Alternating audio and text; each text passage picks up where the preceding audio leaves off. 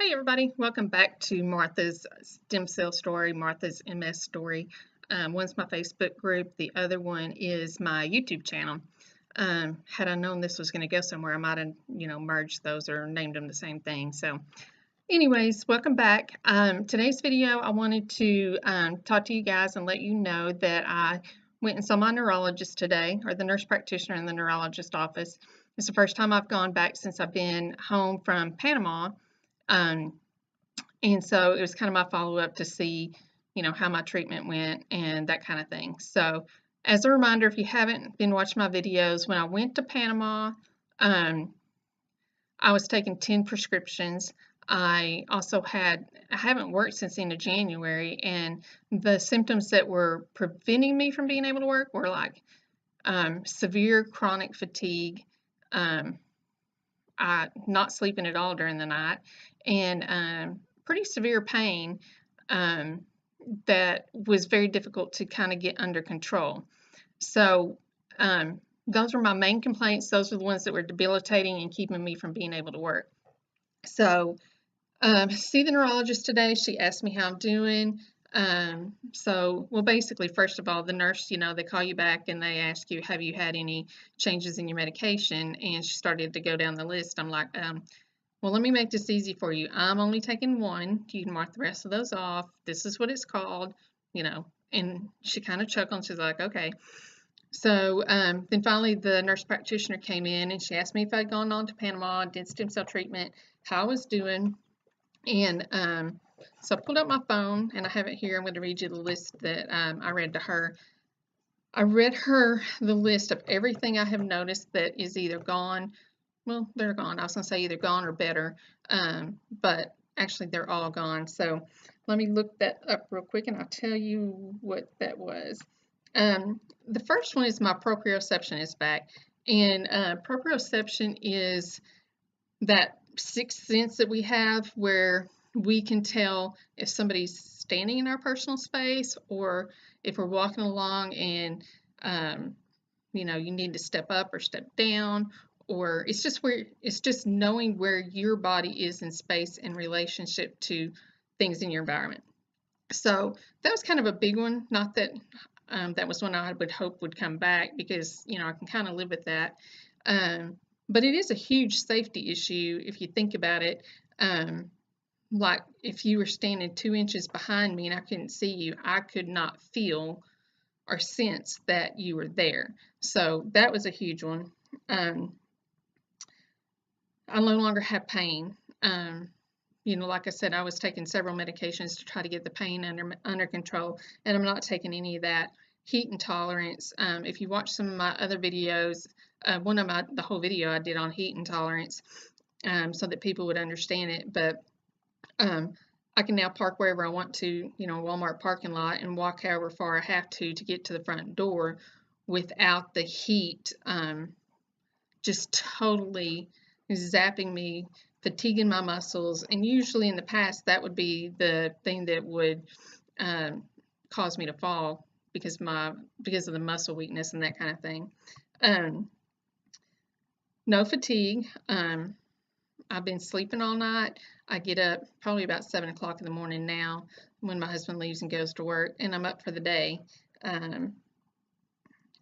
So tingling, I've only had a couple of times of tingling since I've been back, like on the back of my right leg, and that was like within the first week of coming back.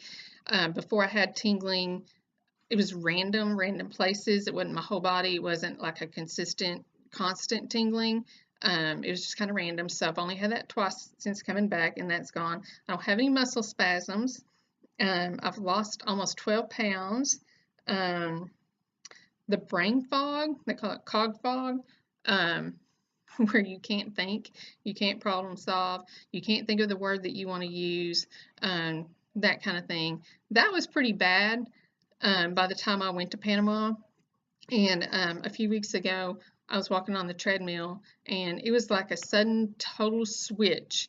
Like somebody just walked over and turned the switch on to turn my brain on, and I had like 1,000,001 like thoughts going through my head. It was kind of wild to go, from not being able to think of the name of, an object, what it's called or whatever, to all of a sudden having all these things going on in my head, and I literally had to go, okay, stop and make a few lists, start prioritizing things, so I can start planning and getting things done. So that was kind of nice. That was very nice, actually. Um, let's see what else. All right, so I also included not as symptoms, but as in more like victories. I had been working out one-on-one with my CrossFit coach. Shout out to Nick Biles. Just to improve my core strength and my balance. I was doing that even before I went to Panama. So definitely continued that after I came back. And then a couple of weeks ago, I think it was, I started going back to class. So I think the first day I went back to class was the day that I was able to, we were doing like a 2-rep max for back squat to box. And that's where you back squat, sit down, like all your weight on the box, and then stand back up again. And I was able to do 45 pounds. And I was able to do more than 2 reps, but I'm still also playing things safe and cautious so that I don't overdo it. And of course, the doctor in Panama said, no stress. So just trying to play it smart and stuff. I can bench press 45 pounds. I did the squat at 45 pounds. I did a few other ones at 45 pounds. So, and I'm not even gonna lie about it. That day that I was able to do that, coach was walking around checking on everybody, and he came over and asked me how I was doing. I started crying, and of course, something I can't even say without crying, but they were happy tears because it's been forever, probably over a year since I was able to lift more than 10 or 12 pounds. So to be able to do 45 pounds and finish the workout just like everybody else was it was an amazing feeling for me to be able to do that. The other thing working out that had improved was my coordination. Things like jumping jacks. You take that for granted. It's kind of a simple exercise, but when you're uncoordinated and you're doing jumping jacks, like you jump up, then you end up landing on the ground. And if I was uncoordinated doing that, I would know as soon as I hit the ground because it would just jar my entire body. So now I can do jumping jacks, and I do like 25 of them in a row now without being uncoordinated. And then the other thing, as far as coordination is concerned, is jumping rope, which is something I've always struggled with as long as I've done CrossFit.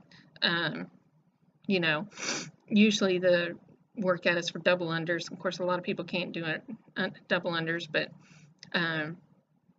now I'm at least able to string about 10 or 12 single unders in a row before I miss. So all of that was so very exciting to me as kind of an objective proof that I'm better, I'm stronger, I have better endurance, I have better coordination. So I was excited to be able to tell her those things as well.